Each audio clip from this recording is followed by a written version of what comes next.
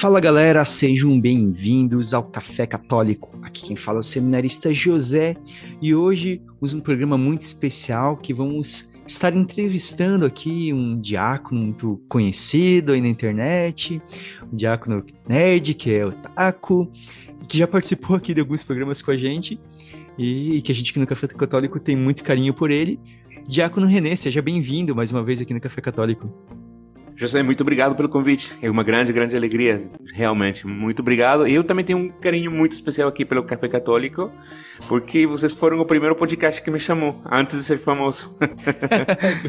Amém, glória a Deus. Então é isso aí. Então pega o seu café e vem aqui ouvir mais este programa do Café Católico.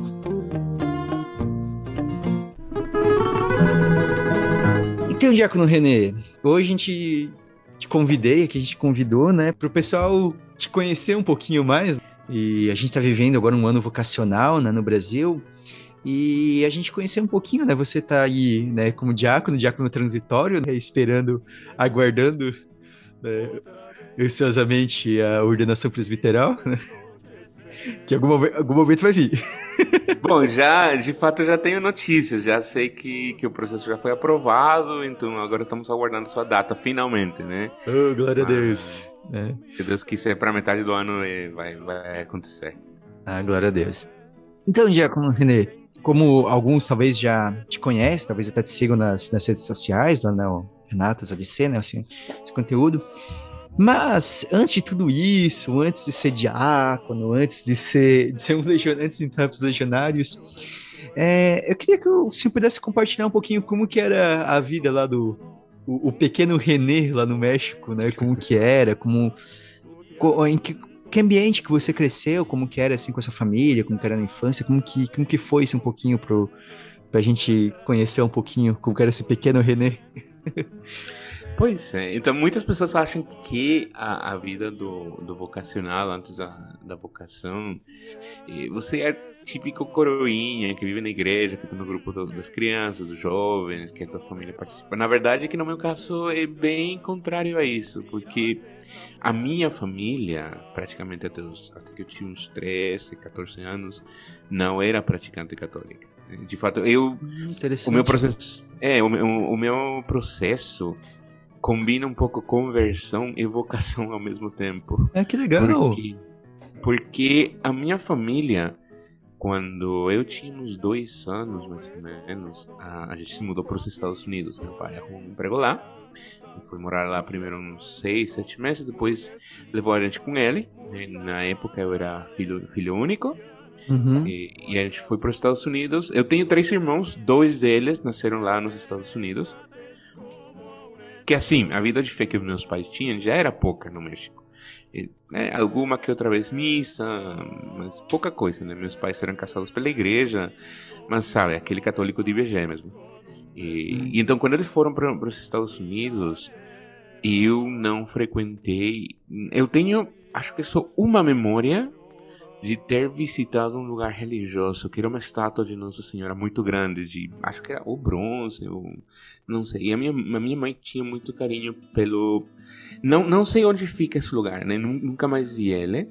Mas é a minha primeira memória religiosa, que era uma imagem, uma estátua de Nossa Senhora da Medalha Milagrosa, na verdade. Mas dali até os 9, 8 anos... E praticamente a única memória religiosa que eu tenho. Depois de uns 6 anos, mas 5, 6 anos, voltamos para o México. Eu deveria ter uns quase 8 anos quando voltamos para lá. Então, os meus pais voltaram. E na verdade é que eles fizeram essa escolha de voltar porque no ambiente deles... O meu pai falava inglês, com trabalho, tudo. A minha mãe não. A minha mãe se virava na comunidade latina. Desafortunadamente, essa comunidade era uma comunidade que estava com uma grande crise de violência, de assalto, enfim, rapazes, adolescentes com muito problema.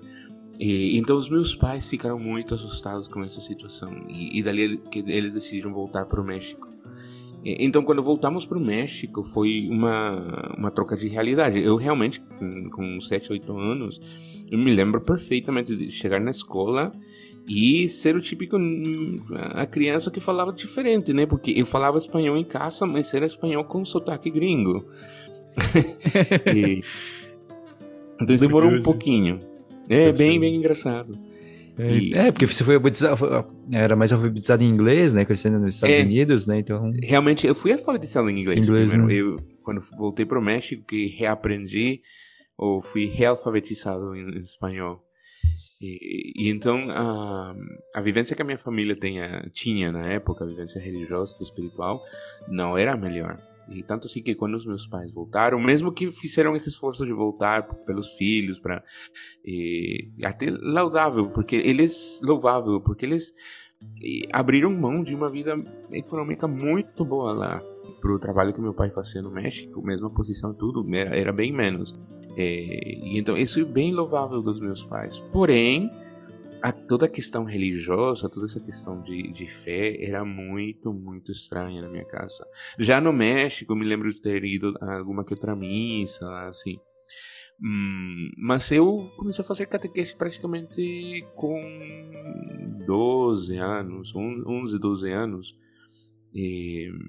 Para fazer a primeira comunhão. Só que não era aquele fazer primeira comunhão por querer receber o Jesus, nada, era simplesmente porque eu queria ter a minha festa de primeira comunhão, porque todos os meus amigos tinham festa de primeira comunhão, ponto. Eu queria ser diferente dessa. Exatamente. E para os meus pais era aquele negócio que sim, se você é um pai católico, tal, não sei, tal, você manda seu filho para catequese, ele faz a primeira comunhão, mas assim, no nosso radar não estão muito presente. Até que os meus pais, o matrimônio dele já tinha uma crise bem forte, né? E então, quando eu tinha mais ou menos 11 anos, praticamente ao mesmo tempo da catequese, os meus pais iniciaram um processo de separação. Hoje eles não são separados, eles estão casados, moram em casa, tudo. Mas foram muitos anos de muita provação. E então iniciaram esse processo de separação. E ao mesmo tempo, eu estava passando para que seria o 7º ano. Então eu comecei a frequentar uma galera muito mais velha do que eu. E assim, não muito sadia, não. Então, com 11, 12 anos, eu fiquei muito rebelde, muito... Eu viro um dor de cabeça pra minha mãe, na verdade. Coitada dela, coitada. Ela é santa hoje por causa minha, eu acho. E então, dentro dessa questão pensa assim, imagina, o filho estava virando rebelde. E o maior... Eles voltaram dos Estados Unidos precisamente para evitar isso. Meus pais estão se separando, minha mãe entrou em desespero. E então foi nessa época que a minha mãe começou a ter uma leve maior vida cristã. E uma memória muito engraçada que eu tenho é que nessa época os meus pais meio que estavam tentando qualquer coisa para resolver a situação. Então uma vez eles foram convidados para um evento carismático muito grande, multitudinário, tipo, um estádio que deveria ter umas 3.000 pessoas, 4.000 pessoas. E só contexto, né? Sim. E no México o movimento carismático existe, mas na minha época não era muito bem acolhido, né? Porque era muito novo, porque a nossa cultura é muito mais conservadora, né? A Conferência Episcopal Mexicana é realmente muito conservadora, muito certa, muito diferente de outros lugares, mas então a cultura mexicana é muito de conservar os valores, a tradição. Então, quando fomos convidados para aquele evento carismático, me lembro meu pai perfeitamente olhar para os lados e falar: gente, eu não vou nem missa ordinária, não vou fazer esse negócio aqui não, vou embora, tchau. Você banda de louco aqui, né? Foi mais assim, tipo, eu não vou na missa, isso aqui não parece missa, tchau, eu tô fora, né? Então, desafortunadamente os meus pais se queimaram com o movimento, com a renovação carismática. Porque eles foram apresentados à renovação antes de serem catequizados, né? Pode ser meio intimidador às vezes mesmo. Pode ser. Ainda mais eventos assim, né? Muito grandes assim, da renovação. Realmente. Eu participei bastante da renovação, mas eu concordo totalmente, assim, mesmo tendo sempre participado da renovação, eu entendo que isso às vezes assusta um pouco as pessoas, né? E assim, eu devo muito na minha caminhada vocacional para a renovação carismática. Eu não sou, né? A minha congregação, depois, mais pra frente vamos falar disso, mas a minha congregação, os Padres Legionários de Cristo, não é uma ordem carismática, muito pelo contrário. Mas os carismáticos em muitos momentos da minha vida e da caminhada têm me ajudado muito, muito, e tem dado muita luz, né, em momentos de muita escuridão minha. Então eu tenho um carinho, um amor muito grande para os carismáticos. Porém, ali eles assustaram os meus pais. Então eu brinco que eles afastaram os meus pais mais um ano ou mais 2 anos da fé. Sem má vontade, obviamente, né? Sim, sim. E então, quando estava tudo isso acontecendo, os meus pais estavam se divorciando, meu pai de fato tinha saído já de casa, e estava muito, muito tensa a situação e muito triste também. Foi bem nessa época. Eu não fiz de fato a primeira comunhão, e esse fato é bem interessante para uma coisa que eu vou contar mais para frente. Mas eu não fiz a primeira comunhão porque acho que foi um motivo muito besta. Tipo, os meus amigos iam fazer a primeira comunhão numa igreja e não tinha vaga pra mim. No México, nessa época, não sei se agora, era muito livre. Tipo, você escolhia a igreja que você queria fazer a sua primeira comunhão, você escolhia a data. Era bem... Realmente era, assim, bem conservador, mas também ao mesmo tempo bem relaxado em algumas coisas. Como esse negócio da primeira Eucaristia. Então, e os meus amigos tinham escolhido uma igreja para fazer a primeira comunhão e não tinha vaga para mim, então eu falei, quer saber, eu desisto, não me interessa e tal. Ao mesmo tempo, eu na escola, já estava no 7º ano, virei, não sei porque tínhamos uma brigada ateia.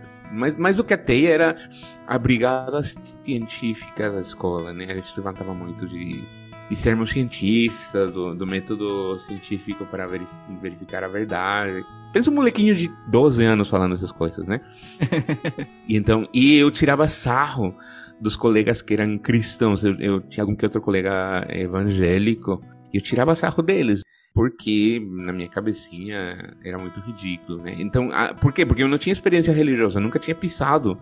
Ou melhor, pisava na igreja, tipo, um Natal, acabou. Mas assim, aí levava a gente pra ver enfeites de Natal e vamos entrar e ver a cena de Natal e pronto, acabou, vamos comer depois, sabe? Era bem, bem, bem pagão. Sim, então, sim. eu estava com esse grupo de amigos, estava com essa mentalidade, estava super afastado. Foi dali que uma moça que trabalhava para minha mãe, na empresa dela, não a empresa dela, minha mãe não é empresária, ela trabalhava numa empresa, mas a minha mãe era chefa. Assim, a minha mãe contou a situação comigo, né, como que eu estava, o que estava acontecendo. Então, essa moça tinha o filho com a gente no nosso seminário menor. A minha cidade se chama Oaxaca, que está a mais ou menos quase 7 horas da cidade do México, né? Pensa em São Paulo, Curitiba, mais ou menos. Mas essa cidade é uma cidade, só pra também, curiosidade, é uma cidade pequena, uma cidade grande? Não, é uma cidade grande, bastante turística, uma das maiores cidades turísticas do México. E então, para mim, eu estava mais ou menos acostumado também em fazer viagens, sair, ir para outros lugares, já com 10, 11, 12 anos, também não era um problema, né? Minha família não tinha problema com isso. Então, quando aquela mulher falou para minha mãe que tinha uns padres que trabalhavam com adolescentes, sabe esse telefone sem fio? Sim. Aquela mãe daquele menino estava tentando pescar uma vocação, né? A minha mãe, entendeu? Esses padres vão arrumar teu filho, né? Vou dar o jeito dele. E de fato no México é comum, era um preconceito assim meio que, teu filho tá com problema, manda ele com os padres, que os padres ajeitam ele, né? Não sei, é cultural, não sei porque tinha essa visão, né? Até quando a gente era criança, a gente era assustado com, se você não se comporta, você vai ser mandado pro orfanato, pro internado dos padres. No meu caso, a minha mãe cumpriu a promessa, porque contatou os padres. Se comportou mal, vai com os padres. E ligou para os padres para marcar uma reunião para os padres me conhecer, porque aconteceu um acampamento, né? Então eu falei, eu não falei nada, eu não sabia, minha mãe arrumou tudo para eu conhecer os padres. E assim, quando os padres vieram, eles vieram falar de um acampamento, então era um telefone sem fio. Por quê? Porque aquela mãe queria buscar uma vocação, a minha mãe queria me arrumar, e os padres queriam meninos para fazer acampamento, né? Então foi assim muito louco mesmo. Então, quando fomos na reunião, conversei com os padres, enfim, fizeram um convite para o acampamento, e ao final eu decidi ir, fui. A minha mãe, eu acho que ela não sabia, né? E eu também não sabia que esse acampamento era a introdução ao seminário. Tava indo pro culto vocacional, né, basicamente. É, Não fazia assim, ideia. nós temos uma metodologia que para o seminário menor, o primeiro mês é literalmente um acampamento com brincadeiras, esporte. Só na metade do suposto acampamento tem um pouquinho de matemática, um pouquinho de espanhol, que não é outra coisa senão nivelação, né, para colocar todo mundo no mesmo nível e poder começar o ano, né? Mas é assim, você não é seminarista, então, e eles estão acostumados a levar outros meninos para que fizessem experiência de acampamento e, se gostassem, entravam 1 ano ou 2 anos depois. Então eu acho que os padres foram com essa cabeça. Obviamente não conhecemos ele, então tudo bem que ele venha no acampamento e se ele se empolga, ele quer entrar, maravilha, mas ele vai ter que esperar 1 ano, 2 anos, tá?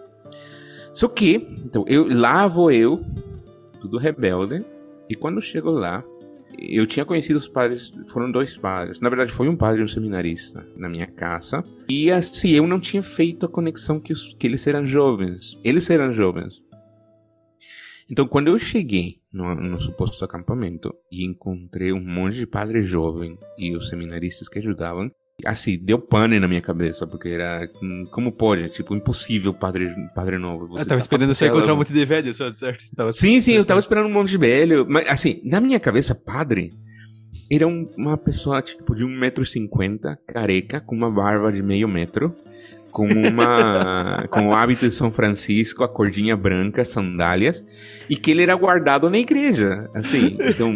É tipo um ser que é invocado na igreja, né? Não, tipo, exatamente, existe o padre, fora da igreja. Na minha cabeça, eles tinham um armário onde o padre dormia, tipo vampiro, essa era a minha cabeça de criança. Só fazer um parênteses, subir daí um pouquinho, no passado, fui conversar com umas crianças, né? Daí os catequistas me chamaram pra partilhar um pouquinho, né, sobre vocação. E daí, na paróquia onde eu trabalho, no final de semana onde eu fico, eu sou careca e o pároco também é careca. Daí eu deixei de fazer umas perguntas e uma criança levantou assim: pra ser padre tem que ser careca? Na cabeça dela. Mas, perdão interromper, mas pode continuar aí, Diácono.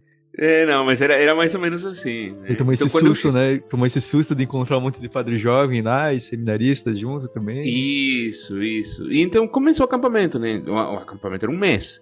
Estamos falando do ano 2001, ok? 2001, eu já nesse momento já tinha 13. E não existia celular, ou seja, meu pai tinha celular pro trabalho dele, né? Assim, então não existia aquele negócio de, fica com celular, à noite se liga, não. A gente passou... Acho que foram 2 semanas sem ligação, até a primeira ligação. E então, a minha mãe conta dessa parte, né? Eu não me lembro muito. Bom, antes disso, eu vou contar outra coisa. Quando eu cheguei, obviamente sem prática religiosa, eu pensei, nossa, daqui a 1 semana eu já vou pra casa, né? Chega disso. Só que eu gostei, primeiro dia, segundo dia, terceiro dia, tal.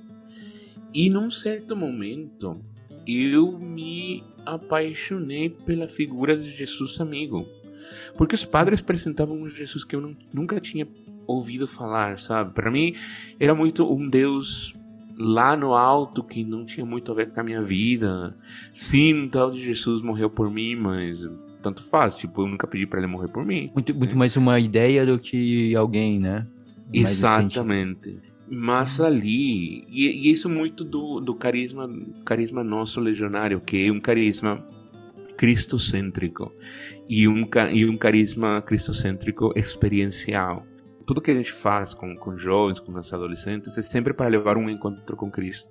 E então eu me encontrei com Cristo amigo real. Conheci ali nessas 2 semanas a presença real na Eucaristia, e a presença de Nossa Senhora, o terço. Então foi uma espécie de tipo de evangelização 2.0, turbinada, porque assim, eu não sabia nada. Realmente estava muito, muito cru na fé. Mas eu fui conhecendo, então me apaixonei por esse Cristo. E aos pouquinhos, eu não sei dizer o momento, mas ali em algum momento eu senti que Jesus me dizia: eu preciso das tuas mãos para mudar o mundo. Preciso de você para fazer uma diferença. E assim, eu tinha muito esse desejo de ser um super-herói, né? Mesmo até os 13 anos, quando me perguntavam o que eu queria ser, sempre falava, mudar o mundo, mas na minha cabeça eu queria ser um Superman, sabe? Ou um Iron Man na época. Bom, na época não, mas antes disso, mas eu queria ser um Iron Man, um Superman, um super-herói, um Batman. Sim. Sua ideia de mudança de mundo seria isso, né? Você poder ter poderes e né, fazer alguma coisa pelo mundo. E olha que quando fui entendendo, né, que o superpoder que o sacerdote tem, que o padre tem, ali foi caindo a ficha, sabe? Então não sei dizer qual foi o momento que eu disse, sim, eu quero ser padre. Porque eu sentia que Jesus me dizia de alguma forma, preciso das tuas mãos, preciso de você para mudar o mundo. E eu fui não só empolgante no sentido, que legal, mas existencialmente empolgante. Não sei descrever a experiência.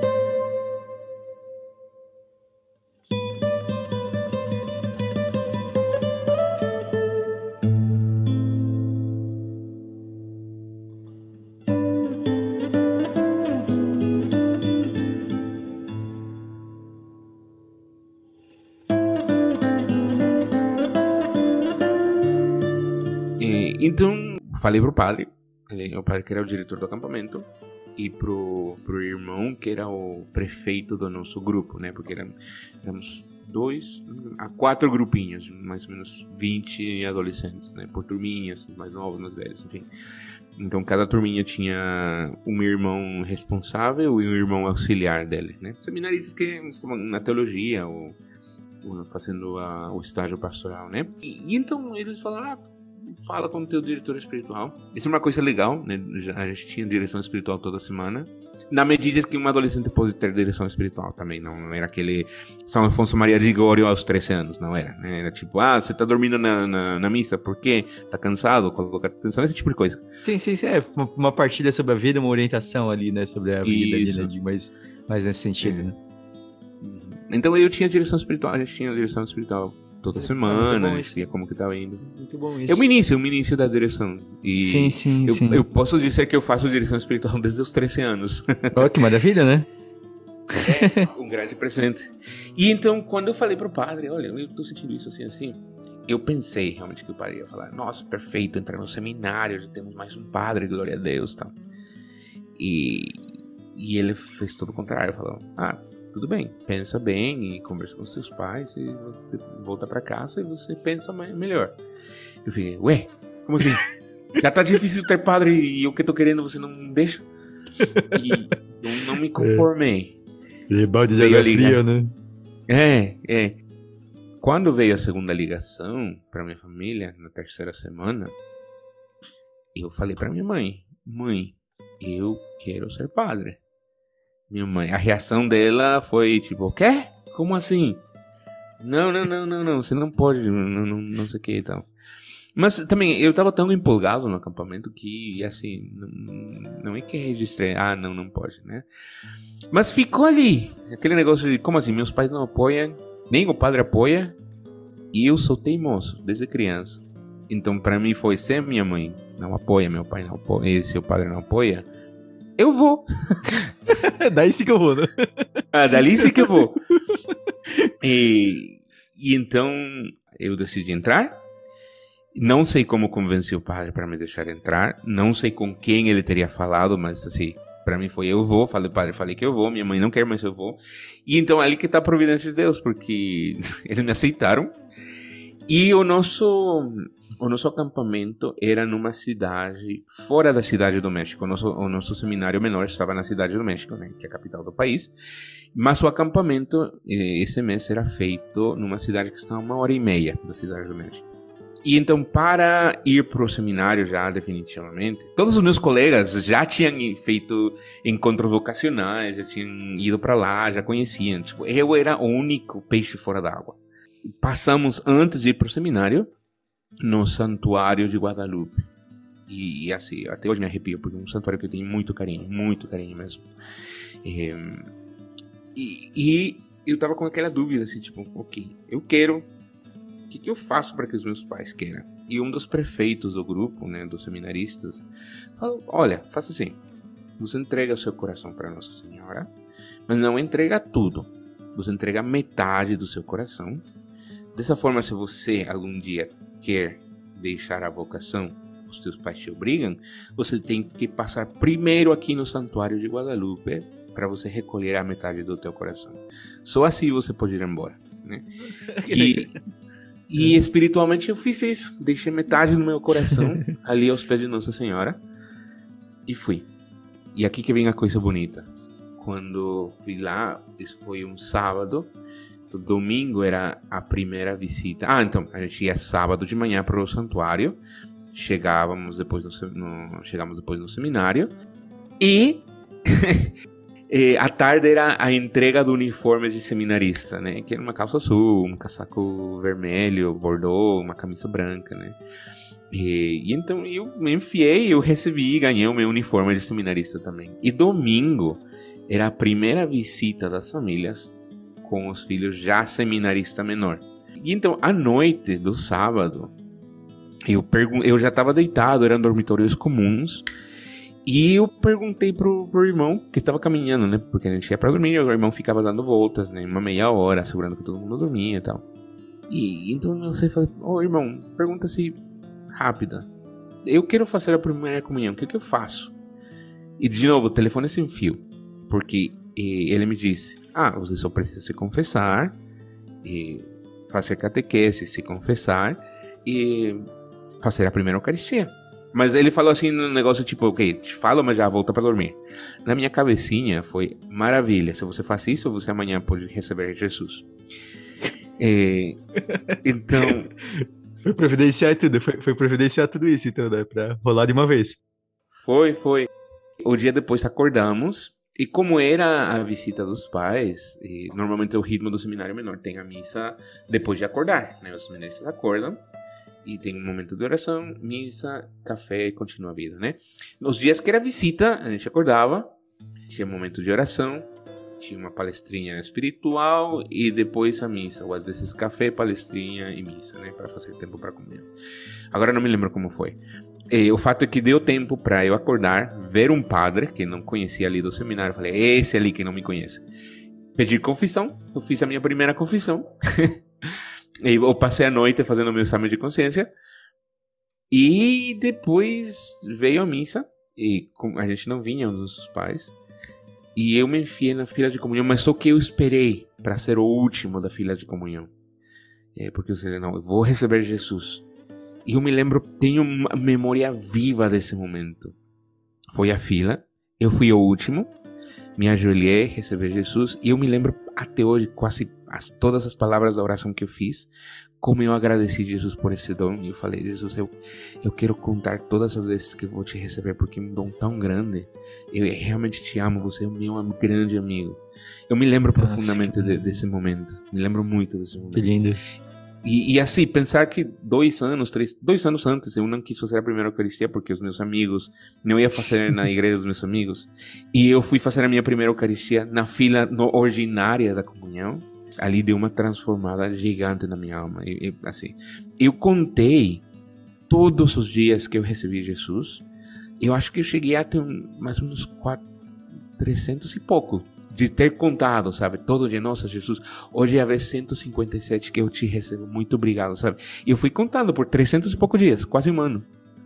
Nossa, que legal. É muito interessante, né, esse amor que faz esse encontro, como aquele encontro que você falou de perceber Jesus como um amigo, né, e realmente mudou na sua vida, assim, por inteiro. E daí que você falou, como a catequese, a Eucaristia, muitas vezes, como você contou ali, isso é a realidade de muitas famílias. A minha em si era um pouco assim, um pouco de tipo, eu vou fazer porque os amigos estão fazendo, pros pais é porque, sei lá, é o costume, completou a idade e tem que colocar na catequese, e daí pensa na festa, pensa ali tudo, e daí depois você se desprender de tudo isso e ficar somente com aquilo que importa de fato, né, que é o sacramento, assim, muito bonito isso. Realmente foi bem bonito. E esse momento tem voltado na oração, nos retiros, exercícios espirituais, muitas vezes, sabe? Como esse primeiro momento eu acho que esse foi o primeiro grande momento da minha vocação. O anterior foi preparação, e pelo carisma da congregação da qual eu sou parte, esse carisma cristocêntrico. E eu acho que esse foi o primeiro grande encontro realmente com o carisma e com a minha vocação. Então, quando rolou essa experiência forte, essa primeira comunhão, você estava com uns 14 anos, mais ou menos, é isso? Com 13 anos. 13 anos, né, ainda. Interessante se você continuar a história, né? E ver como você falou no início, né, que a tua vocação e conversão se confundem, né? E realmente ali a gente percebe. E daí depois disso daí, depois dessa primeira experiência, assim, forte realmente com a Eucaristia, a primeira comunhão, né, desse grande momento com Cristo, foi daí que você começou talvez a ter um pouco mais de consciência da questão do sacerdócio? Você já tinha falado, né? Mas imagino que pela pouca experiência, talvez você ainda não entendesse exatamente o que era, né? Que estava assumindo tudo, né? Não sei se foi por esse caminho, como foi. Não posso dizer que foi sem consciência. Eu acho que foi na consciência de alguém de 13 anos. Ah, sim. Eu boto mãos no fogo dizendo realmente que eu falo assim: alguém de 13 anos pode assumir uma vocação, sim, plenamente, dentro da liberdade de alguém de 13 anos, né? Então, e foi dessa forma que você assumiu, então, né, nesses 13 anos? Sim, porque eu me sentia chamado, eu sabia que esse amigo Jesus que tinha recebido na Eucaristia estava me chamando para me doar totalmente para ele, e então eu fui e assumi totalmente, né? Obviamente a vida do seminário vai tendo umas exigências e eu assumi elas. Eu me lembro que foram anos muito felizes mesmo. E assim, tinha renúncia, como por exemplo, eu não podia ver a minha família todo mês pela distância, né? Tinha visita a cada 15 dias, mas os meus pais nem sempre podiam me visitar. Mas assim, eu fui assumindo a disciplina. Nesse sentido, a nossa congregação é muito bem disciplinada, bem rigorosa. Mas, assim, todas essas exigências, a excelência acadêmica, faziam parte desta vocação, sabe? E então, eu me lembro muito que os formadores falavam muito de reconquistar o mundo para Cristo, de nos formar os melhores apóstolos possíveis, né? Se falava muito nessa garra apostólica, nesse vamos reconquistar, reevangelizar o mundo para Cristo. E isso me enchia o coração de fogo. Tanto assim que quando a minha mãe me viu pela primeira vez, né, já com o uniforme de seminarista, ela surtou um pouquinho e falou que ia brigar com os padres, mas ela conta hoje que ela estava esperando encontrar esse adolescente fechado, chato, rebelde. E eu não fui assim. Ela fala que recuperou o filho, a inocência do filho. Então isso foi o grande motivo que fez com que ela decidisse me deixar, me permitir, né? Uma das grandes graças também é que nessa primeira visita meu pai foi, né? E eu acho que foi muito providencial que ele foi nessa visita, porque ali ele conheceu melhor os padres, viu onde eu estava, e querendo ou não, conhecia os padres que depois iriam trazer ele para a fé. Que legal! Na época tínhamos outro esquema na nossa congregação no México. A gente fazia, porque eu entrei para fazer, deixa eu ver, primeiro do médio, nono, oitavo, nono, primeiro do médio, e segundo e terceiro do médio a gente fazia depois do seminário maior. A gente ia para o seminário maior para fazer o noviciado, e então eu fui para o noviciado com 16 anos. Eram outras épocas, eram outras formas de fazer. Hoje como hoje, eu, por exemplo, se alguém tivesse o mesmo processo, eu não recomendaria, né? Os jovens têm mudado, o adolescente mudou. Mas assim, com 16 anos, eu acabei o primeiro do médio e surge a possibilidade de eu já passar para o seminário maior. Canonicamente ainda é possível, porque a idade mínima é 16 anos. Então a nossa congregação tinha um esquema que era: depois do primeiro do médio você pode ir pro noviciado, faz 2 anos, e depois desses 2 anos de espiritualidade, oração, contato com o evangelho, com grandes escritos dos santos, dos mestres de vida espiritual, depois disso você vai fazer uma coisa que se chama humanidades, né? Que é filosofia, não filosofia, desculpa, é história da arte, retórica, história, e ali nessas disciplinas se enfiava também o segundo e o terceiro do médio. Então a gente fazia segundo e terceiro do médio e uma faculdade de artes ao mesmo tempo. São outros tempos, graças a Deus mudou. Era muita carga de estudo também. E então, Quando eu cumpri os 16 anos, né, penso os meus pais, 3 anos já caminhando na fé, os padres já visitavam a minha família, a minha mãe começou a frequentar os nossos grupos. Tá? Então chegam os 16 anos e eu sou mandado, eu decido, eu vou pro noviciado. Eu precisava da autorização dos meus pais, eu falei, pai, mãe, eu vou, ponto, você só tem que assinar. Fui para a cidade de Monterrey, onde estava o nosso noviciado. Só que assim, nessa época, México, e ainda é hoje, era o lugar de mais vocações da nossa congregação, muitas. Então, o que acontecia? Muitos iam pro noviciado Monterrey, e quando você ia para lá, havia uma possibilidade muito grande de você depois colaborar com os outros noviciados em diferentes partes do mundo. Então, eu fui para lá, mas eu fui feliz sabendo que estava continuando a minha formação, que era um passo mais próximo por sacerdócio, para ser um grande apóstolo. Quando eu fui para lá, fizemos os exercícios espirituais de 8 dias em silêncio a primeira vez, foi uma coisa tremenda. Depois dos exercícios, o superior me chamou, o mestre de novícios, falou, e se prepara porque você provavelmente vai ser mandado para outro país. E eu pensei, vixe Maria, minha mãe vai amar isso. Porque assim, nos documentos que pediam para ir pro noviciado, a gente tinha também uma carta onde os pais autorizavam viagem internacional para nós que éramos menores de idade, né? Do meu seminário menor passamos uns 15 agora, 15 fomos pro noviciado. E então era parte do processo que todas as famílias faziam, assim. Então minha mãe falou assim, tô fazendo, mas nem sonha que você vai para fora do país, tá? Vou fazer só porque tá ali que pediram. No jantar, o superior pegou o microfone e falou, bom, vamos ler os novos destinos para onde vocês vão, né? E também quem vem aqui pro noviciado do México. Então. E começaram a ler, né? Alemanha, fulano, algum companheiro meu. Irlanda, fulano. E eu, na minha cabecinha, eu não vou para lugar nenhum. Porque eu tô feliz aqui, não precisa. A minha mãe, os padres sabem que a minha mãe vai surtar.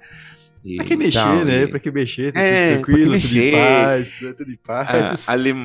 Foi assim, não. Itália, fulano, pro Brasil, fulano.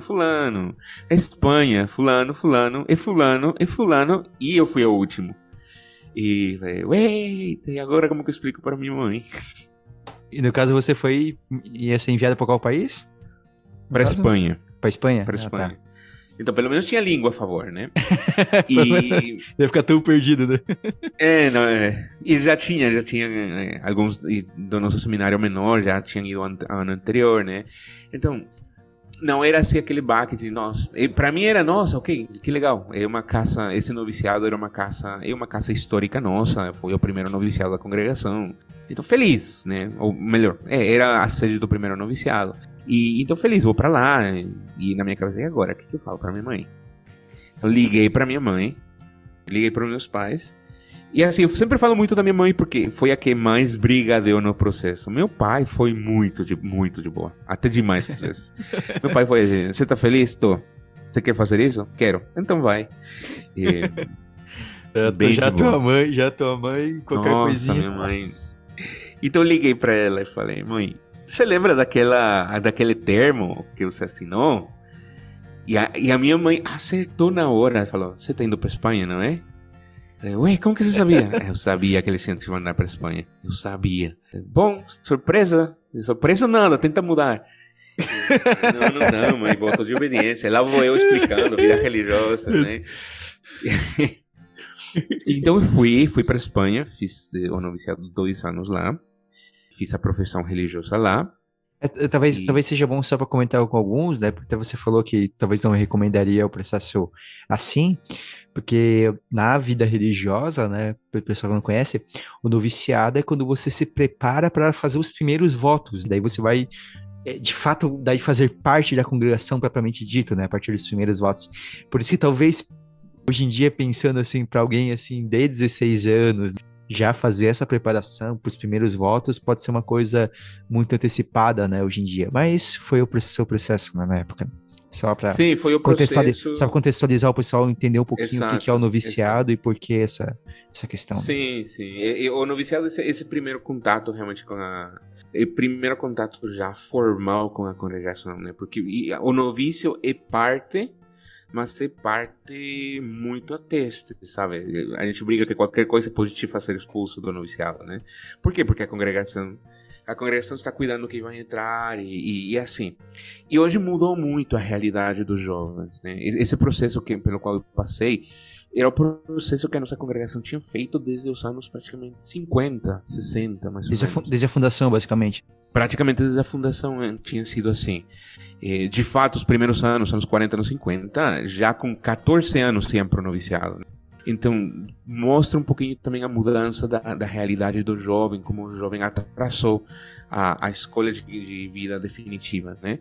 Então, para nós, ou pelo menos na minha cabeça, quando eu fiz com 18 anos a profissão, os primeiros votos de pobreza, castidade e obediência, e os votos específicos da congregação, era de por vida, era para sempre, né? Eu sabia que sim, ia ter esses renovação de 3, de 6, de 9, depois a perpétua, e a profissão solene, mas na minha cabeça era para sempre. E então fiz os votos, eu tive a benção que o superior geral da congregação recebeu, o padre Álvaro, que em paz descanse, e ele recebeu a nossa profissão, recebemos o nosso crucifixo, única nossa possessão real.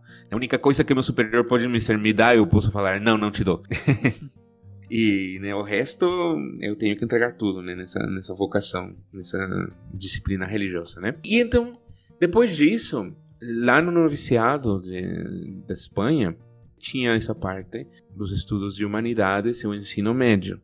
Então eu estava me preparando, feliz para continuar nesses estudos ali. E o superior falou, olha, se prepara porque você provavelmente vai ser mandado para outro lugar. Eu falei, ué, só tem outra opção, padre. Só tem os Estados Unidos para continuar a etapa. Eu falei, bom, sim, né? Eu deveria ter falado isso. Então eu falo, bom, você vai provavelmente ser mandado para os Estados Unidos. E eles levaram em consideração um pouquinho o histórico da minha família, né? Que eu era bilíngue, era bicultural nesse sentido. Então fui mandado para fazer as humanidades nos Estados Unidos. Eu depois, foram 2 anos lá, depois a filosofia também eu fiz nos Estados Unidos. Em todo esse processo, mais ou menos até 2010, a minha mãe ainda aceitava brigando a minha vocação, mas ela se tornou promotora vocacional. Ela ajudava os padres que levavam meninos para o seminário menor. Então era muito engraçado, porque a minha mãe, assim, cutucava a minha vocação. Mas você quer, mas tem certeza, mas filho, olha, você ainda pode fazer faculdade, vem pra cá, não sei o quê. Ela hoje diz que era pra me ajudar a fazer um bom discernimento. Eu acho que nem sempre, né? Eu acho que tem o coração da mãe, né? Alguma coisinha, tinha uma esperança de eu voltar, né? E engraçado que acabava assim, minha mãe cutucava a minha vocação e imediatamente falava, mas olha, tenho esses 3 meninos que eu vou levar para um encontro lá, o teu pai vai dirigir, os pais acabaram de falar não sei o que, vamos fazer um encontro aqui em casa, a gente, sabe, temos esse problema, não sei o que, foi nomeada diretora do apostolado de vocações, ainda hoje trabalha com isso, né? Eu só queria fazer uma pergunta, já que tu falou também da cutucada. Talvez em algum momento a tua mãe deu uma indireta meio assim, mas por que não vira talvez padre aqui no México, pra não precisar ficar longe, assim? Porque às vezes a mãe passa um pouco por isso, porque congregação geralmente acaba indo pra longe, né? Mas porque eu conheço alguns que às vezes já passaram por isso, e às vezes a mãe fala assim, tá, mas beleza, mas por que não vir aqui, sei lá, no diocese, porque daí fica perto de casa, rolou isso em algum momento? Isso me lembra de uma vez, meu pai, um párroco ali nosso virou muito amigo do meu pai, depois. E uma vez ele falou assim pro meu pai, mas olha, mas por que ele está lá? Eu não sei onde eu estava quando ele falou isso. Fala para ele vir aqui. Por que você... E dali o párroco falou pro meu pai, por que vocês não mandaram ele aqui no nosso seminário da diocese? E o meu pai falou assim, bem, sabe, cara de pau que meu pai é. Ué, vocês não vieram buscar? E meu pai falou, ué, os legionários roubaram primeiro. Então, isso é um convite também para quem trabalha na pastoral vocacional. Não tenham medo de fazer a pergunta. Mesmo que você não conheça o rapaz, só joga bomba. Depois, se essa pergunta de você dá numa vocação, bendito seja Deus. Então, se você vê um rapaz que poderia ter vocação, só joga bomba. Joga bomba e sai correndo. Pode que depois você seja parte da história de um santo padre no futuro.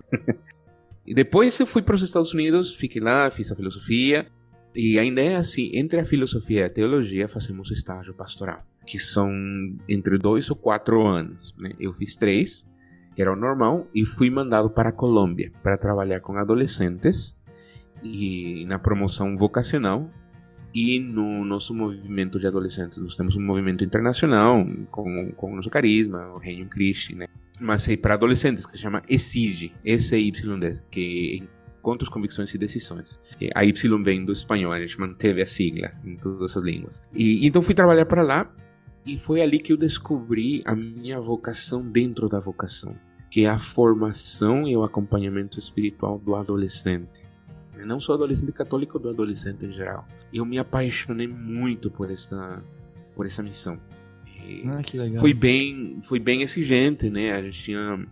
Nós trabalhávamos em 7 cidades, e entre a nossa comunidade e a cidade mais longe eram 13 horas de carro. E então a gente tinha grupos, ajudávamos paróquias, fazíamos pastoral vocacional, organizávamos missões jovens. Era muito, muito corrido. Éramos 2 padres que fazíamos uma coisa que se chama gira. Por quê? Porque a gente literalmente girava por todo quanto era lugar. E então era muito corrido. Eu me lembro que foi um tempo muito desgastante, muito cansativo.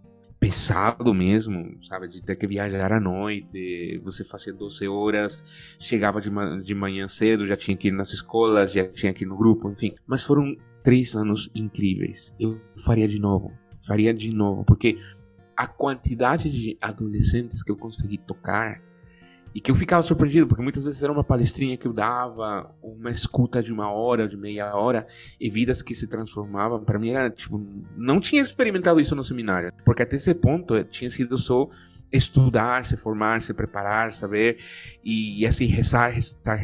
E ali foi já realmente botar a mão na massa. Então para mim foi uma vocação uma confirmação da minha vocação muito forte, e descobrir esse chamado dentro do chamado. Dali que, para a teologia, nós fazemos a teologia em Roma, então fui para Roma para fazer a teologia lá. Bom, na verdade que eu fiz o mestrado em filosofia superior, me pediram para fazer o mestrado. Eu fiz o mestrado em filosofia.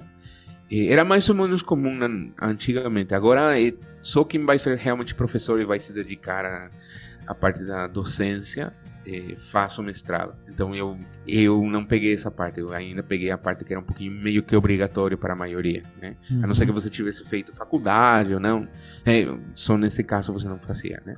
Depois do mestrado, nos Estados Unidos nós temos uma escola de intercâmbio, né? Que são alunos de várias partes da América Latina, de Coreia, que vão lá e fazem 1 ano, onde eles estudam ensino fundamental, tipo 8º, 9º, é o primeiro do médio, não, só 8º e 9º, 7º, 8º e 9º. Então eles são de famílias latino-americanas, o menino vai para lá e faz com a gente essa escola, e nós cuidamos deles, né? Organizamos atividades, horário, mas eles não é que vão ser seminaristas, não, muitos deles também têm pouca vida religiosa. E então foi uma oportunidade incrível de poder evangelizar ali. Tipo, eu tinha no meu grupinho, tinha 25, entre chilenos, colombianos, brasileiros, tinha coreano. De fato, o meu primeiro afiliado de batismo e um coreano que pediu batismo no final do ano. Foi bem legal, né? Ah, nossa, que legal. Então, eu tenho um afiliado coreano. É bem internacional, né? Saiu do México, passou por Espanha, Estados Unidos, né? Era bem Itália, interessante, Colômbia. porque isso, e eles vão lá para aprender inglês, né? Esse é o foco. E a gente sabe que essas famílias buscam isso, né? Buscam que aprendam inglês e que estejam num lugar que ofereçam algum pouco de formação. Então a gente aproveita e dá muita formação espiritual. Levávamos eles para fazer missões, para ter retiros espirituais. Tínhamos um grupo muito bom do ESIG, né? Do nosso movimento, funcionava muito bem dentro da escola. Tinha um grupo extraordinário de coroinhas, realmente muito bom. E assim, e era aos pouquinhos também, tinha muito rapaz que chegava sem a mais mínima noção de fé. Então a oportunidade de evangelizar era incrível, sabe? E assim, a gente organizava passeios, visitávamos outras cidades, tinha um passeio de Páscoa que eles iam acho que iam pra Roma. Eu fiquei, porque ali o superior falou, não, vocês ficam. A gente não vai gastar com vocês. E todo mundo, não, a gente queria viajar. Que coisa. Tava tudo programadinho já na cabeça, certo? Não, exato. E então, mas assim, a gente fazia peregrinações, viagens, a gente ia no shopping com eles. Então, você vira uma espécie de pai espiritual para essas crianças. Eu tinha voluntários, jovens voluntários do Reino Christi, do nosso movimento, que vinham, davam 1 ano, né, como voluntários ali na academia, né, para formar esses adolescentes. E ali afiançou muito, ali que começou a afiançar essa vocação que eu tenho ao trabalho nas redes sociais.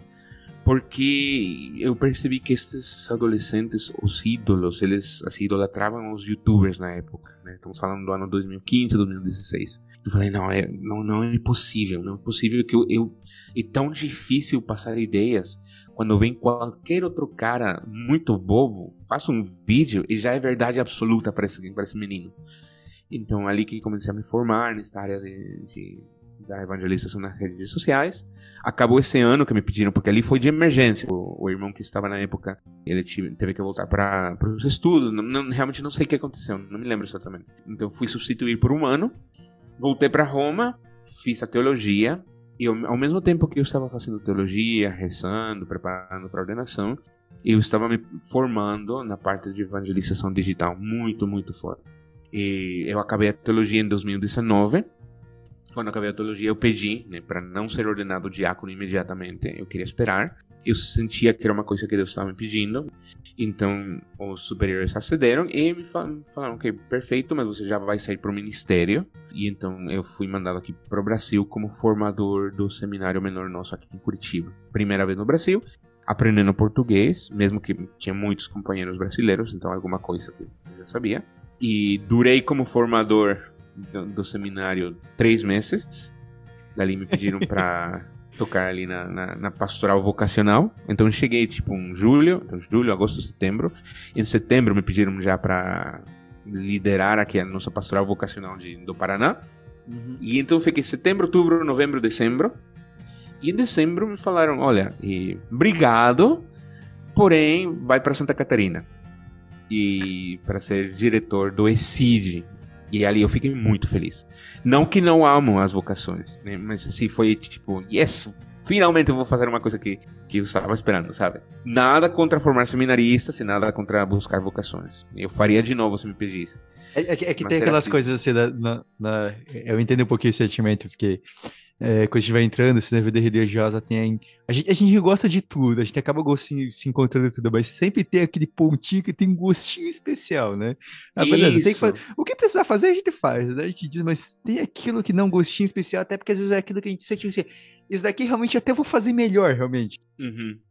E eu fiquei lá em Santa Catarina 1 ano e meio, em Joinville, né? A gente se conheceu lá, conheci a tua irmã também, então foi muito bonito, porque eu consegui liderar, eu fui nomeado diretor do nosso movimento lá em Santa Catarina, e ao mesmo tempo entrei em contato com muitos grupos de jovens da Arquidiocese de Joinville, e para mim foi um momento de muito aprendizado, ou seja, toda essa bagagem que eu tinha foi não só aplicar, mas realmente, e com toda a humildade eu falo isso, e eu aprendi muito, muito da Arquidiocese de Joinville, dos grupos de jovens, e foi um tempo muito frutífero. Então, em 2020, eu fui em setembro de 2020, fui ordenado diácono. Ainda não sou padre, porque era para eu ter sido ordenado em 2022 no início, mas entre a pandemia e também os meus superiores, com tanta mudança que eu tive depois do ministério, o provincial do Brasil falou, olha, não te convém agora ser ordenado. Faço uma experiência muito mais estável. Só que falou isso, depois ele me mudou de missão de novo. Então ele falou, agora você vai pro colégio, nós temos um colégio aqui, um colégio católico aqui em Curitiba, um colégio Everest. Ele falou, agora você vai pra lá. Eu falei, nossa, não acredito, eu sei o que vem depois disso, que vai ser esperar mais um tempo. E efetivamente, ele falou, tá, você vai pra lá, fez bom trabalho. Na verdade eu fui mandado de Joinville para cá por reestruturação da congregação. Padres que era preciso colocar em outros lugares, e me afetou no sentido que, tá, vamos ter menos padres em Joinville e precisamos de... Exatamente. Então eu falei, nossa senhora, isso significa que eu vou ter que esperar pelo menos 6 meses. E o superior falou, na verdade 1 ano. Eu falei, nossa. Eu não te mato só porque eu tenho voto de obediência, mas pelo amor de Deus. E eu falei, não, vocês me conhecem, não sei o quê. E para mim, por que eu tô contando essa história? Porque virou uma provação muito forte. Porque pensa, desde 2001, com 13 anos, eu tô caminhando. Com 16 anos pro noviciado, toda essa caminhada, todo esse encontrar, para querer ser padre. E quando chega a reta final, a divina providência manifesta através da obediência que não é o momento. e que você tem que amadurecer também, porque eu também tenho os meus pontos de trabalho, né? Acho que você é seminarista, você sabe, né? Todos temos esses pontos de trabalho. Sim, entendo. Sim, a gente sempre tem coisa pra amadurecer. E então o superior é uma forma de cuidar, de dizer, olha, as mudanças, mesmo que você fez um bom trabalho ministerial, você precisa consolidar coisas de você. Então queremos te ajudar dessa forma. E foi bem difícil, sabe? Porque o coração se revolta, o coração diz, não, eu estou pronto. E então tem sido um ano de aceitar a vontade de Deus, de obediência sobrenatural, e de saber esperar através da providência o que Ele quer para mim. Finalmente, né, fui transferido para Curitiba. Estou trabalhando no Colégio Everest. Trabalho no ensino médio e no Fundamental 2, né, desde o 6º ano até o 3º ano do médio. E faz pouquinho menos de um mês, já o superior falou, você foi aprovado. Fui aprovado aqui por ele, pelo superior do Brasil. Ele só tem que mandar o processo para Roma, mas quando é aprovado aqui, é aprovado lá, né? Mais uma coisa burocrática, mais outra coisa. Então eu estou esperando a resposta de Roma, né? Então, né, esta semana eu estou atualizando o meu correio todo dia, sabe? Então, esse tempo de espera, porque acho que o que mais tira, imagina que tira assim do prumo, tira assim e mexe. Não é o tempo que se espera em si, mas eu não ter uma data, né? Porque se, sei lá, no início de 2022 te falasse assim, não, ó, lá em julho de 2023 você vai ser ordenado, até que ficava mais tranquilo, né? Beleza, vou esperar 1 ano e meio, mas eu tenho a data lá, né? Agora o problema é não ter a data, né? E realmente isso mexe, né? E daí agora só pra brincar um pouquinho, eu me lembro que tem um padre amigo meu, que um pouquinho antes de ser ordenado sacerdote também, quando ele já é diácono, ele pegou e falou um dia e falou assim, não, agora que eu fui ordenado do diácono, eu só não quero morrer antes de ser padre, porque com certeza, se eu morrer, vai ter alguém pra chegar no lado do meu caixão e falar assim, nossa, tadinho, queria ser tão padre, chegou tão perto e não conseguiu. Ele falou, só por isso, agora ele falou assim, senhor, segura um pouquinho, depois, pelo menos deixa eu virar, depois se quiser levar, pode ir. Mas realmente é uma coisa de se provar, né? Assistir, né, superiores, o que eles pedem, né? Esse tempo de espera, né? E a gente quer amadurecer, mas realmente às vezes vem uma revolta, às vezes a gente não entender, né? Eu sempre me lembro um pouco de uma pregação que uma vez eu vi no iniciozinho logo que eu virei seminarista. Era do Padre Zezinho, né, que é miano, tá conhecido. E ele dava testemunho que ele falando que dentro da congregação dos Padres Sagrados do Coração de Jesus, ele falou que sempre quis ter uma paróquia, mas nunca deixaram ter uma paróquia, porque como ele é músico, era mandado sempre pra missão, tá fazendo show, gravando CD, viajando pelo Brasil. Falou que ele queria ter feito o doutorado dele, não pôde fazer, não deixaram. Ele falou, mas ele sempre confiou que a voz do superior dele era a voz de Deus, né? Então acho que é muito esse sentimento, né, que a gente tem que ter, né, quando entra pra vida religiosa, que quem tá como superior nosso, acolher como voz de Deus, né, pra nós. E foi o que você acolheu, tá vendo essa experiência, né, E realmente é assim, realmente é Deus que fala através do superior. E a obediência foi a que nos redimiu, a obediência de Cristo até na cruz. E eu tenho encontrado muito fruto espiritual e muito fruto apostólico também nessa obediência. Faz pouquinho, tivemos uma interrupção aqui na gravação, né? Eu vou falar. Por quê? Porque me ligaram 10 alunos da escola, onde eu trabalho, de 13 a 14 anos. Então, mas eu vejo que eu não poderia ter tocado as almas deles se não fosse por esse sacrifício que Jesus me pediu, né? Porque eu poderia ter me revoltado e dizer, não vou mudar, porque isso vai me atrasar minha ordenação, você não me muda. Mas não, e como fomos redimidos, né? Então eu estou vendo diretamente esse fruto da obediência nos corações e nas almas das pessoas que Jesus me confiou, né, nesse ministério. E bom, eu estou nesse Colégio Everest agora, estou esperando a ordenação e já, graças a Deus, também me falaram que eu vou continuar depois. Vou também, como padre, vou assumir a capelania e não só a parte formativa, então tem toda essa perspectiva de crescimento apostólico. E então essa é a minha vida, sou um diácono que meio aleatório.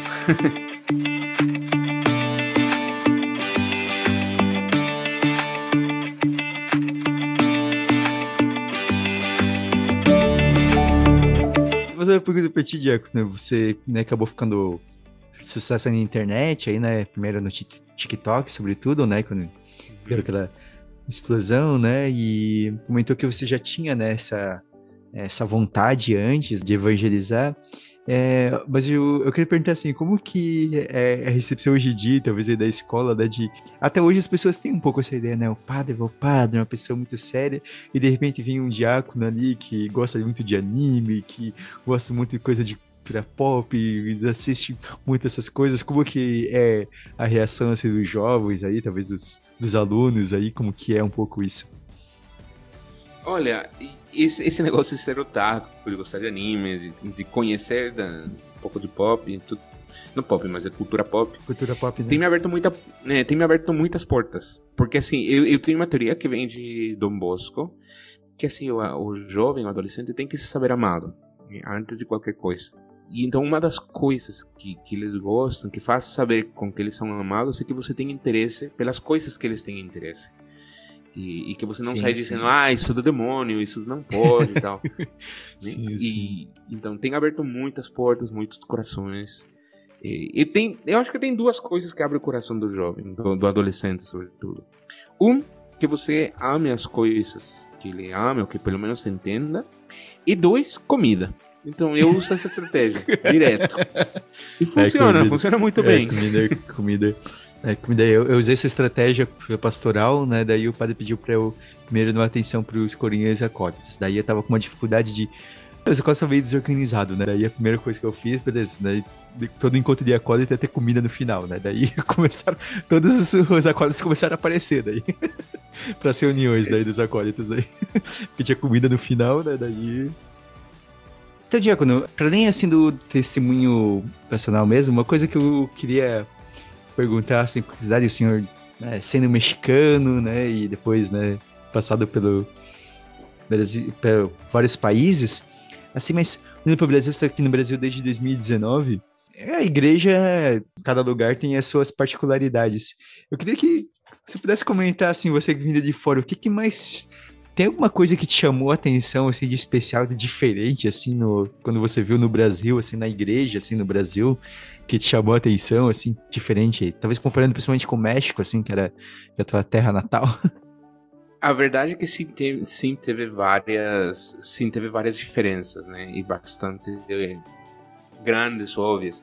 A primeira foi que a igreja brasileira me surpreendeu muito a organização que ela tem, já desde a paróquia, com os ministros, com as pastorais, com o trabalho, sabe, as funções que eles têm. Não é tão claro, não é tão evidente assim no México, primeira coisa. E segunda coisa da cultura brasileira mesmo, que me chamou muito a atenção, a acolhida, carinho, a recepção que vocês têm por outras pessoas. E não sei como chamar isso, mas vocês são um povo muito acolhedor. Acho que é bem essa palavra. Até o ponto. Acho que é bem essa palavra mesmo, né? Acolhedor.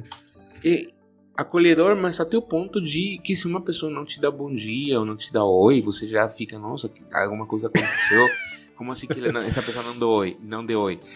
Muito lugar não é assim. Muito lugar é, tipo, deu oi, você lembrou, senão tanto faz, né? Aqui tem que dar oi, tem que abraçar, já dá tudo, né? Então... Isso. Esse afeto, essa é a palavra, né? Esse afeto, né? Muito afetuoso, né? Brasil é o povo do abraço. Eu acho que eu aprendi a abraçar bem aqui. Aqui a gente tem essa particularidade. E assim, não precisa ser só sobre os igrejas, mas de maneira geral, assim. Mas tem alguma coisa, assim, especial que você sente falta, assim, no México quando você tá aqui, sabe? Alguma coisa, assim, talvez alguma coisa cultural ou de culinária, assim, que você sente muita falta, assim, com o mexicano? Olha, do México... obviamente da minha família, né? Sim, além da família, claro. Além da família, eu vou ver eles uma vez por ano. E assim, talvez as comidas, mas eu aproveito quando eu vou pra lá. Mas alguma coisa... É que também tem muita coisa parecida. Tem muita coisa parecida, né?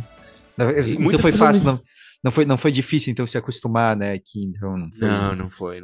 Que bom, muitas pessoas me fazem essa pergunta se eu sinto saudade de alguma coisa de lá. Eu acho que pelo fato de eu ter ido para os Estados Unidos tão pequeno, tirado da raiz mesma, e ter saído do México com 16 anos, eu acho que para mim é mais fácil É difícil, eu realmente não é que não sinta falta de nada. É melhor assim, quando eu vou pra casa, eu aproveito tudo que eu posso, sabe? As comidas, visito. Eu sou turista na minha cidade, isso é incrível, eu sou turista na minha cidade. Então meio que você aprendeu a aproveitar muito aquilo que você tá vivendo ali no momento, né? Por essa coisa de Isso. ter saído, vivido desde cedo, né? E vivido em vários países, assim. Então, é um cidadão do mundo, praticamente. Mais ou menos.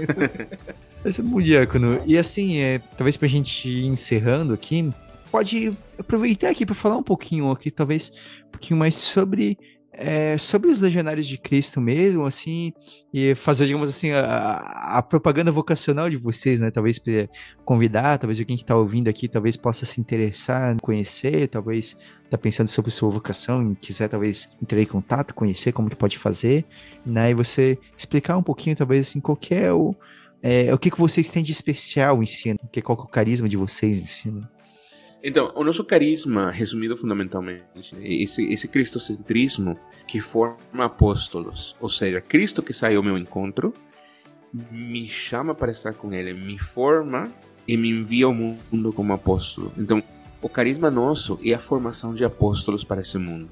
Então, a gente faz esse trabalho através de grupos de formação de adolescentes, formação de jovens, com um viés muito, muito apostólico, né? Os nossos movimentos são muito apostólicos. Você entra no nosso movimento, se forma, tem um viés muito apostólico e um viés muito formativo. E nós acreditamos que temos que formar o cristão, formar o católico, até o ponto que ele possa evangelizar o meio onde ele está, né? Então, a formação de leigos apóstolos.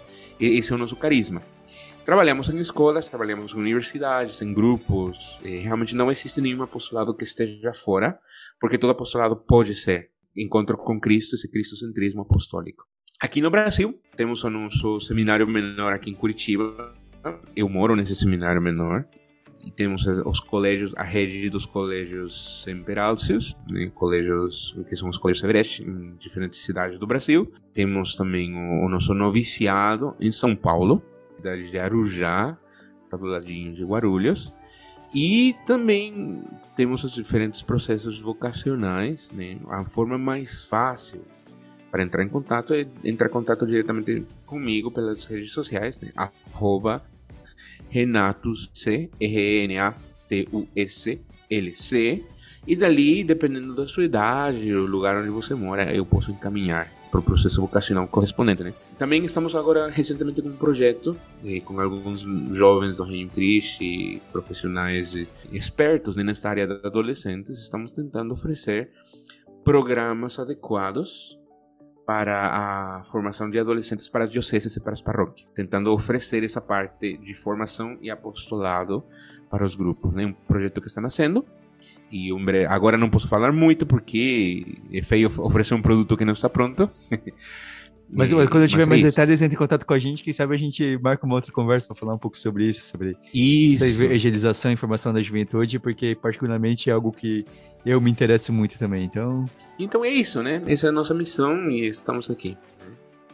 Então, muito obrigado, Diácono René, tá? Por ter dado esse convite, assim, muito feliz, me alegro com você, assim, nessa expectativa fico feliz, né, dessa notícia que você deu de que já tá tudo aprovado, né, para a sua ordenação presbiterial, né, fico no aguardo aí para você avisar quando for ser a data mesmo, pra gente estar rezando, pelo menos acompanhar, né, que seja a distância. Se a gente encerrar, né, pra gente não perder o costume, a nossa dica cultural aqui sempre, aqui no Café Católico, que eu exportei muito sobre a vida, a gente falou aqui sobre vocação um pouco. Diácono René, você tem alguma coisa aí para sugerir para os jovens, alguma obra aí para lerem, assistirem? Olha, você me pegou agora despreparado, sabe? Nem precisa ser obrigatoriamente sobre vocação, pode ser só alguma coisa que você leu, assistiu recentemente aí que você gostou, não precisa ser sobre o assunto em si. Olha, sim, assim, de cultura pop, eu acabei de assistir. Tenho duas referências que acho que todo mundo assistiu. Wakanda Forever, com esse processo de luto, eu achei muito profundo. Não vou dar spoiler, mas todo como eles incorporaram o falecimento do ator que faz Wakanda Forever, que faz Black Panther, com a história mesmo no filme, e toda essa repercussão, não só do luto, mas o que há além da morte, sabe? Será que há alguma coisa depois da morte? E quais seriam as consequências de alguma coisa depois da morte existir nesse mundo espiritual?